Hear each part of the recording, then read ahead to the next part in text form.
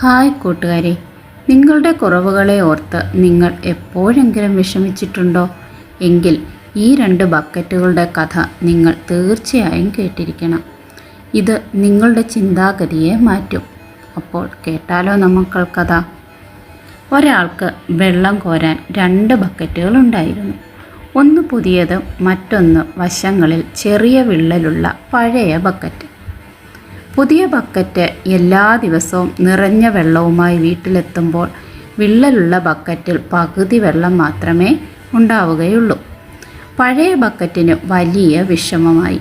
അത് യജമാനോട് പറഞ്ഞു, യജമാനനെ, എന്നോട് ക്ഷമിക്കണം. എൻ്റെ വിള്ളൽ കാരണം നിങ്ങൾക്ക് പകുതി വെള്ളമേ കിട്ടുന്നുള്ളൂ.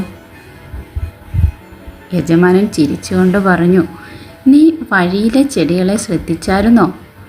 നിന്റെ വശത്തുള്ള വഴിയിൽ നിറയെ പച്ചപ്പുകളും പൂക്കളുമുണ്ട്. എന്നാൽ മറ്റേ വശത്ത് വെറും മണ്ണും. നിന്റെ വിള്ളലിലൂടെ വീണ വെള്ളമാണ് ആ പൂക്കളെ വളർത്തിയത്. ആ വിള്ളലില്ലായിരുന്നുവെങ്കിൽ ഈ മനോഹരമായ കാഴ്ച ഉണ്ടാവുകയില്ലായിരുന്നു. സുഹൃത്തുക്കളെ, നമ്മളിൽ എല്ലാവരിലും കുറവുകളുണ്ടാവും.